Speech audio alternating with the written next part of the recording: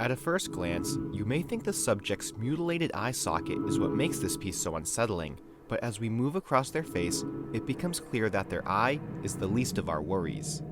As we look at the subject, everything about its existence fills us with a primordial fear we didn't even know existed.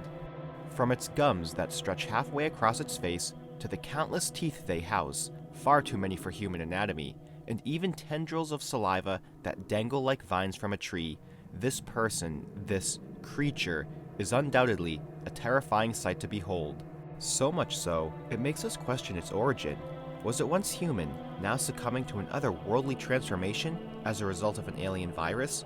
Or a monster, emerging from its earthly disguise and using its hippo-like jaw to crush and devour its next victim?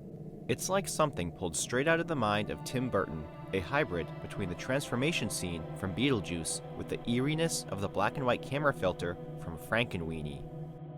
While we don't know the subject's origin, the origin of the piece itself can be attributed to Adam Woodsmith, who goes by the handle Leo Vincible. He describes himself as a self-taught freelance artist with the majority of his work including themes based in horror, surrealism, and the macabre, from line art to realism. And the hundreds of pieces on display throughout his various social media pages perfectly encapsulate that. The piece in discussion, titled Within, is a 2023 digital illustration, likely completed with the Sketchbook app on an iPad, as Woodsmith states it's where he completes most of his professional work. We know it's fiction, but his rendering of light and shadow across the subject's flesh, as well as the meticulously placed reflections from their pupil to their gums and teeth, make this monstrosity feel unnaturally grounded in reality, a true testament to Leo Vincible's talent as a horror artist.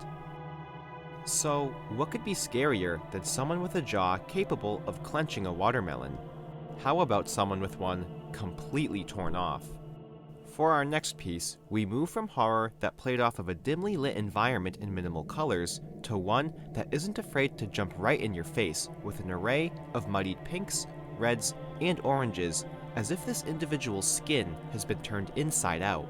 Speaking of flesh, one element that makes this piece so unsettling is its visual meltiness. We talked about tendrils of saliva in the last piece, but now we're observing strands of bloodied flesh that drip down in high contrast against the black crater where their mouth and nose used to be. Additionally, we see cracks of crimson blood ooze down from the subject's left eyeball, popping out of its socket considerably more than the other. Finally, we can visibly see the darkened crevices of the skull that lie beneath its haunting eyes, making us wonder whether this emaciated entity is clinging onto life despite their gaping hole, or if they've already been a rotting corpse long before our arrival. As gruesome as this piece may be, it's only the tip of the iceberg for the works of Claire Morrissey, a UK-based artist who goes by the alias Shadow and Shivers. Morrissey's presence can be found primarily on Instagram, TikTok, and Etsy, where original paintings from her frightful portfolio can be found for sale. As evident upon scrolling through her Instagram page, Morrissey specializes in acrylic paintings with an emphasis in body horror portraiture, and you can see just how many viable contenders there were to take the place of the one to represent her entire body of work. I even strongly considered including some of her creepy clown portraits in a previous video I made, The Internet's Creepiest Clown Art, although I ultimately decided I would highlight Morrissey as an artist in a future video instead. And even though I probably spent longer than I should have choosing just one piece of hers to showcase, I think Me and My Big Mouth was the best mix of being perfectly disgusting without feeling like you'll vomit after viewing it, at least in my opinion. So far, gaping mouths have been the consistent theme amongst these pieces, and as puzzling as the first two have been, what if something decides to emerge from one that really makes us question our sanity? That's where piece number 3 comes in, as we're horrifyingly greeted by a figure whose foggy and faded presence makes them appear as though they're an apparition of some kind. Its pitch black body and loose shaggy hair that doesn't quite sit right atop its head provide a frame that draws our attention to its stark white face that almost vanishes into the white of the canvas. In this face, we see a pair of jet black eyes, containing nothing more than pea-sized pupils that breathe a sort of life into this otherwise undead being. And of course, its most unusual asset, a serpent slithering out of its mouth, as if this creature is a sort of Medusa, petrifying its victims orally. Brought to life with nothing more than what appears to be a piece of charcoal, this petrifying piece can be found on the Instagram page of Sherry, whose account, Artist from Darkness, includes a modest following of about 4,000, with only 150 posts. Seemingly titled Cursed based on the post's description, accompanied by a snake emoji, it follows a trend of just about every one of her posts, all featuring an ambiguous description and little to no details about her artistic process. It makes me wonder whether the subject's tongue is supposed to be interpreted as a literal snake, or something more metaphorical, simply resembling one. Despite its ambiguity, I chose to feature Cursed because its unique rendering is what really stuck out to me. Although her style varies slightly from piece to piece, it's those with minimal line art and soft shading that seamlessly blends together that are some of her most memorable and nightmare-inducing pieces. Analog horror is defined as an internet horror subgenre using distorted visuals and audio to create dread, often through unsettling imagery, and although they usually contain digital filters, this next piece struck me as the epitome of analog horror, despite being an unfiltered painting. While it may have a rough and almost cartoonish quality, it doesn't lack any of the disturbing elements found across the other pieces. In fact, it almost acts as a culmination of them, using black to highlight the creepiest features of the figure while adding a hint of color in the form of a washed-out sepia, like a vintage photograph, suddenly appearing amidst the dust and debris while cleaning your attic. From its sinister smile that quite literally swallows up the canvas, to its eyes rendered in what I like to call the black on black principle. Black pupils inside a white eyeball inside a black shaded socket. These contrasting colors layered on top of each other makes any gaze exceptionally more terrifying, and its usage on this deranged individual is no exception. They're exactly the type of abomination who would watch you from the foot of your bed or between your closet doors, standing there, menacingly. When I come across creepy art online, I'm usually bombarded by so many visuals and overstimulation that I typically take quick screenshots of the pieces to come back to at a later point with reverse image searching. Unfortunately, while reverse image searching wasn't working for this piece, I was lucky enough to have the original screenshot I took capture more than just the image itself, leading to a listing on a secondhand market site. Despite being listed on this site, no extensive title or description was provided for the piece at all, simply being called Painting Original 11x14 Oil on Canvas Panel, with its description stating, "Varnished and finished. This is a one-of-a-kind original painting created with oil on an 11x14 canvas panel. The painting is signed by the artist."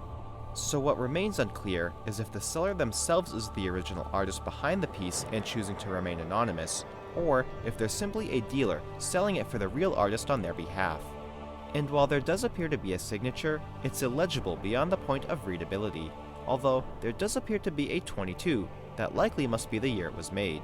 So, as it turns out, this painting's origin is just as mysterious as the spine-chilling subject itself.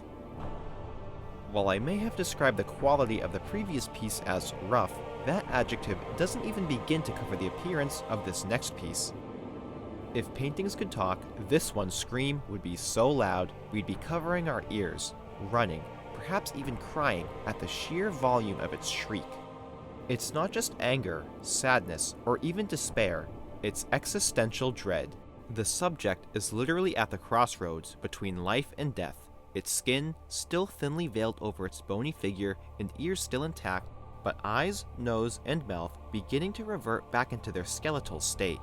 It's as if this shell of a person is being pulled down into a bottomless abyss, either physically or emotionally, something they'll never be able to recover from. And it's incredible that through a series of streaks that we perceive as a living person going through a crisis, we feel equally afflicted by their life-altering burden, a true testament to the power of art. Maxime Tacardi, a name as standout as the piece he created. Unbeknownst to me, Maxime Tacardi appears to be the most established artist on the list, with his name actually appearing as a search suggestion from Google, listed as an internet personality. Apparently, Tacardi is a French artist, musician, and founder of multiple black metal bands, so an all-around dark person. And if that's not dark enough, he's evidently used his own blood as a painting medium, and if that's all from his body, then that looks like a hell of a lot of blood to lose every time. I mean, these paintings take up like half of his feed. Regardless, this painting, titled Dark Path, which I was about to say does not contain blood, could actually be purchased as a print from Takardi's web store, in which, of course, he had to sign with his blood. As if we couldn't feel any more disturbed, our final artwork pits us against an onslaught of cathartic emotion one last time. And while its overall mood is very similar to that of the previous piece, there are key differences that portray those emotions in its own unique way. First, and most obvious, is the addition of the bright red paint splattered throughout the subject. Just its presence alone creates a night and day difference between the two, with its energy adding to the utter chaos we feel emanating from this hellish nightmare. Whereas the previous subject held its hands close to its face, this subject is tightly clutching their head in pure anguish, the apparent blood trickling between their harsh white eyes and into their grief-stricken mouth. This agonizing pain, completely unknown to the viewer, has been carved into every stroke of their ungodly appearance, as if they're losing the will to live. Their gut-wrenching, blood-curdling expression, a desperate cry to the viewer, begging them to help end his or her suffering, but forever silenced by the stillness of the canvas. With only 1,000 posts but a mind-boggling 300,000 followers between two accounts, nearly 5 times the amount of Maxime Takardi and his 3,000 posts, Vaxo Lang is the final artist featured, whose piece is undoubtedly the most explosive of all the creepy internet art featured in this video. Although, for as intense as this piece is, it barely scratches the surface of his hundreds of paintings that are quite literally explosive, heads and eyeballs flying off in every direction, some even too graphic and nauseating to share.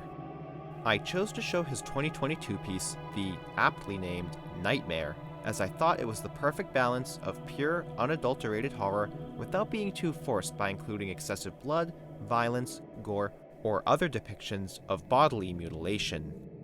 As shown by these 6 pieces and their respective artists, there's no limit to the amount of visual forms nightmare feel can take on. And while their craftsmanship and emotional intensities may differ, the one constant is they'll never stop acting as the catalyst that puts our sweet dreams in check and forces us to check beneath our beds now and then, no matter how old we get.